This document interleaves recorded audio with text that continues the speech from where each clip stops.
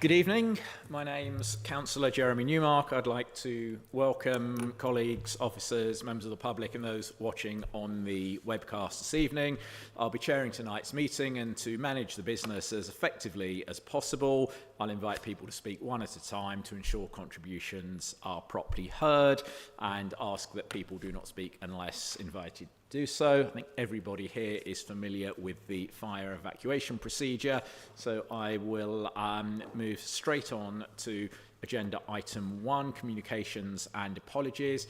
I have apologies from Councillor Giorgio, and we'll take this opportunity to congratulate him on his appointment to the Cabinet yesterday, which sadly wasn't swift enough for him to be able to arrange his diary in order to be here today. But I know that he is watching avidly on the webcast with his new baby at home.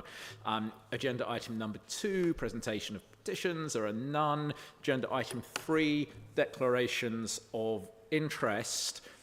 Any members have any interest to declare?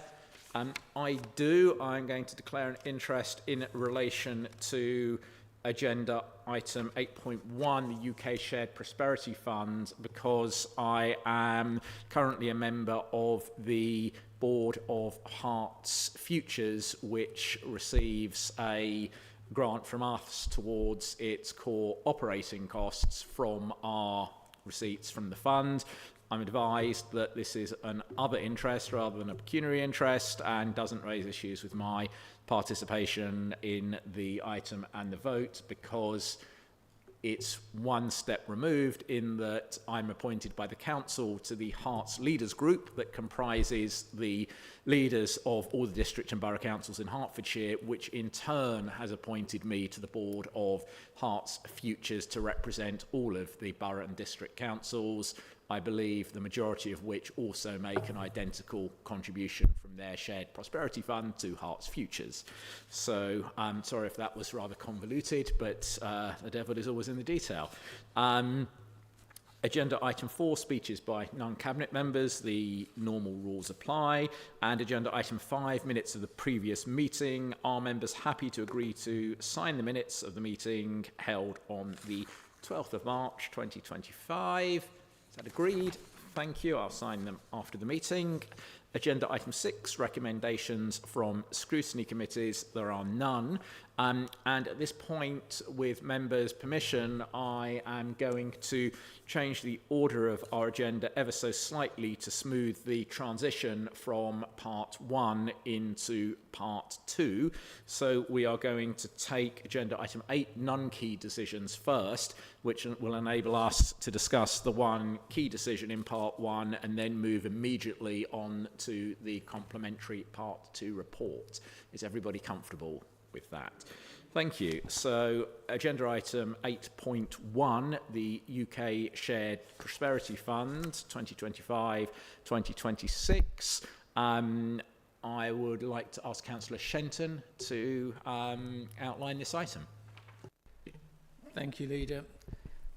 The Shared Prosperity Fund was introduced by the previous government for 3 years, and there was an expectation that it would finish last year, but late in 2024 it's been extended for 1 year, which is very good news to us. The part worth 1.1 million over 3 years, and for this year we are expecting, well, we have been granted another 366,000 split between capital and revenue. The priorities for the fund are community in place, supporting local businesses and people and skills. And section 7 of the report shows this year's allocation. I won't just read out the report, as I'm sure you can all read. Just highlight 1 or 2 things that I think are particularly useful. Well, they're all very useful, but particularly pertinent. The support for voluntary and community sector, that is total proposed allocation of 68,000 spread between a lot of small organisations, makes a real difference to the sense of community and the delivering our priorities. Support for local businesses, new project worth 13,000 towards a Meet the Buyer event, which uses our position to generate a considerable amount of interest from businesses, put businesses together. And the third one that I'd like to mention, slight personal interest, the cancer screening project. Like very many people, members of my family, my wife has suffered from cancer and been treated, and successful treatment, as we know, is made enormously easier when the cancer is detected earlier. And the screening project has been extremely successful, with 3,000 screening appointments made. We're very pleased that we're able to broaden that for the next year. As I say, I'm sure you can all read the report. The details are laid out in Appendix B at the end of the report, and I propose that we, as in the recommendation, that we note the activity and outcomes of the UK Shared Prosperity Fund, and we agree the proposals for the programme extension for 25-26. Thank you. Thank you, Councillor Shenton. Before I move to non-Cabinet members, Councillor Gray, this part of your brief as well, did you want to add to that at all? Just a few points, actually. It's a very welcome news that this is continuing on. It allows us to carry on with a lot of good work that was already previously set up, and also to look at other options as well.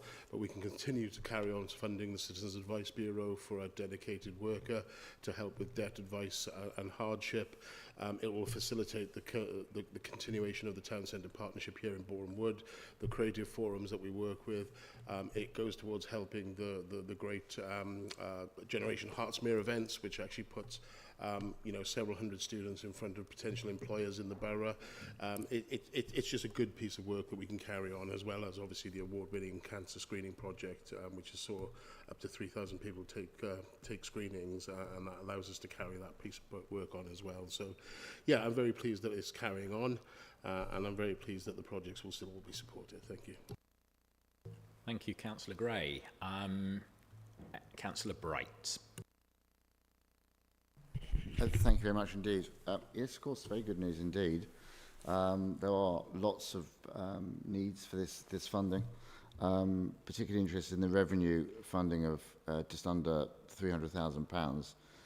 One wonders what happens to these very necessary organisations, groups, sectors, etc., once the revenue funding dries up, because I suspect that we won't be getting it again, and I hope that there's some forward planning going on to ensure that when there isn't any, that we are able to prioritise what we think we might be able to contribute towards. But this is certainly very good news for this year. I think I just wanted to check in relation to the Herts Film Office. I think I've understood this right, but I might just want to ask a question. I'm assuming that where other authorities, currently districts and boroughs in Hertfordshire, contribute towards a particular item or particular thing, such as Growth Hub, Film Office, etc., that the contribution that we make is equalled by them elsewhere. So in other words, this is not just coming out of our pots, they're giving us a donation, I'm getting a nod donation towards it too. I think it is very important. We've got high streets which are really beginning to show some strain now, particularly because of so many banks leaving, and again more in relation to Boreham Wood specifically, losing another bank, Santander. So there's going to be lots more vacant shop fronts, if you like. Good to see some of them filling up, but I do hope that we're able to work with using some of this money and looking at regeneration to see what we can do to get stuff in quickly, even if it's back to pop-up shops and things like that we used to have for a while some years ago, so that they don't remain empty for too long. And finally, I think that was it, revenue spend. Citizens Advice Bureau, very good. It's actually Citizens Advice, I think it's been for the last couple of years. But we do continue as one of the authorities that continue to contribute very highly. I think we're one of very few that do it, and I think we should be very proud that we still continue to do so. So well done there as well. Thank you. Thank you, Councillor Bright. I think I can at least partially answer the question in relation to Herts Film Office, and I take the opportunity to thank Liz Gore, our policy manager, for all of her work on this. I'm sure she will let me know if I get this wrong, but my understanding is that when it comes to the funding for Hertfordshire Futures, all of boroughs and districts contribute on an equitable basis. I don't think it's necessarily the case that the breakdown of projects they contribute to is necessarily identical, but the overall contribution to Herts Futures as an entity is effectively equitable or proportional across each of the boroughs and districts. Is that correct? Thank you. And obviously, indirectly, we benefit from the fact that Herts Film Office rents office space at Elstree Film Studios. We probably end up in a better position on that deal. Members, Councillor Gray. Yeah, just come back on a point that Councillor Bright raised actually about high streets and the fact that they're losing their banks. It's not a unique problem to Bournemouth. Potters Bar is facing the same situation, and we've already made approaches to Link, who actually provide the community banking hubs that you see springing up. The criteria is quite strict with Link in terms of it has to be the last bank or building society on the high street has announced that it's closing before they'll even consider looking at installing a community banking hub. But they were very appreciative of the fact we put Potters Bar and Bournemouth on their radar so that they're keeping a watching eye on the situation on the high streets. Councillor Richards. Thank you, Chair. I just wanted to sort of call out, like my colleagues, the welcome news that the scheme is kind of being expanded to the health and wellbeing area, which is under my portfolio, and to also really appreciate the work that the team have done in the cancer screening project so far, and indeed award-winning project, and is welcome news to see that continuing for a further year. And I'd also like to call out from the Appendix B the ability to help the unparished areas with the festive lights, which we were very keen to do once we were entered into this administration. Thank you. Thank you. I think the other point that Councillor Bright raised is what of the future of these projects that receive revenue funding. Obviously, it's really welcome that the new government reversed the decision to sort of abolish the SPF. My understanding is that the reason for doing this for 1 year is that the government's intention to roll all of the different individual grant pots available to local authorities into one single umbrella under the new multi-year financial settlement that we've been promised in future years, so that we're not faced with a multiplicity of different pots, some of which are competitive, some of which have different criteria and so on. So hopefully we'll see a simplification of the system, but we won't see a drop in the overall net amount that we receive. I guess the proof of the pudding will be in the eating around November or December of this calendar year. Thank you. On that basis, are members happy to agree the recommendations in the report to note the activity and outcomes for the previous financial year and calendar year, in fact, and agree the proposals for the programme extension for the year ahead? Thank you. So we will now move back up the agenda to item 7.1, which is our only key decision, 84B bus route, Year 2 service provision update, and confirmation of funding arrangements for the remainder of Year 2. And I will pass to our bus queen, Councillor Oakley, to speak to this report. Thank you, Chair. Maybe I should wear a crown to Cabinet in future every time the 84B is on the agenda. Yeah, I'm very pleased to bring forward the latest report on the bus service and how it's doing. Anyone who's actually looked at the numbers will see that nearly half of the users of this bus service are the elderly, disabled and children going to school. And the patronage has actually gone up quite a bit over the winter period. obviously it was one of the first things we did as administration was to actually plug the gap left by the demise of the original 84 bus, and for a period of time the residents had no means of going from Potters Bar to Barnet, and specifically the hospital. So I was very proud to introduce this route, and even prouder that the route has proved itself to the extent that the County Council now see it as a priority route. Now, we have funded this from Neighbourhood SIL up to now. We have secure funding from September, which I will tell members of the Cabinet and other members in attendance how that will work.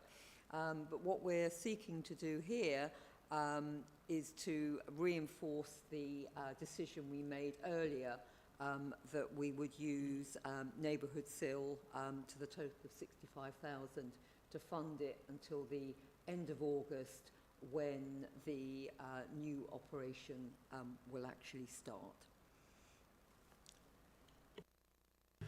Thank you, Councillor Oakley. I think this is excellent news to know that the route is going to continue moving forward, and obviously to remind members that the decision to spend the 65,000 is something that was made almost a year ago, and we're simply confirming that this evening. We had also pledged that no additional Hertsmere money would be allocated to this, and I'm delighted that a solution has been found to ensure that the route will continue with no additional expenditure from ourselves. And Councillor Bright, did you want to comment on this? Thank you. I was waiting for the bus queen to tell us a bit about what the plan from September was going to be. It would have been easier to actually have talked about it and asked her questions, but it hasn't come out in her narrative.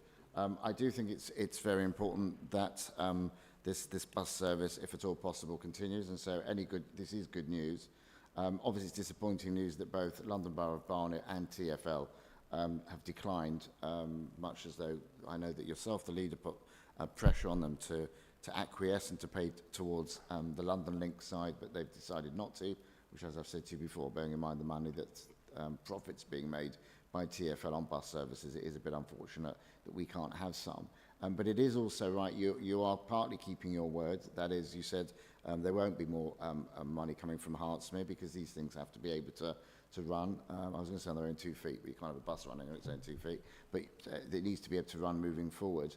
I do accept the need and the desire to run it on from April for another 3 months. I know originally April, I think you said 6 months ago, last September at Cabinet, that this was the cut-off date. It would be April, and I think you said that would be the litmus test, or that would be the big test to see if it's going to continue. And of course, we're having to extend the funding for another 3-4 months. But I don't think that that's inappropriate under the circumstances, because there appears to be a solution moving forward. What we don't want is drip feed of using SIL money just to hope that something's going to continue, but we're not sure. So perhaps if the Cabinet member could give a little bit more detail for those who may be watching this on the webcast, that would be helpful, but certainly very happy to support anything that keeps the 84B bus route going, so long as it's not continuous Hertsmere funding. Thank you. Thank you. Councillor Oakley to respond, then I'll take other members. Thank you, Chair. Yes, I can give more information. However, it is commercially sensitive, so we will be needing to do that in part two. It will be a little while before we are able to make these plans entirely public.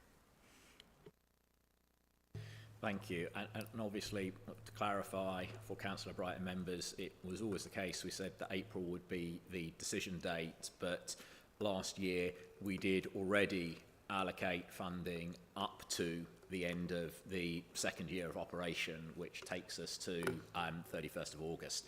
Councillor Myers. Thank you, Leader.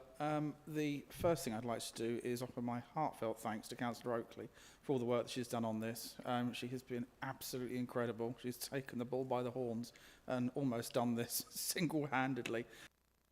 Years ago, when we were back on doorsteps prior to us taking over, we promised to bring back the route between Potters Bar and Barnet, and that's what we did. One of the first conversations that I had when we knew we were going into joint administration was about this.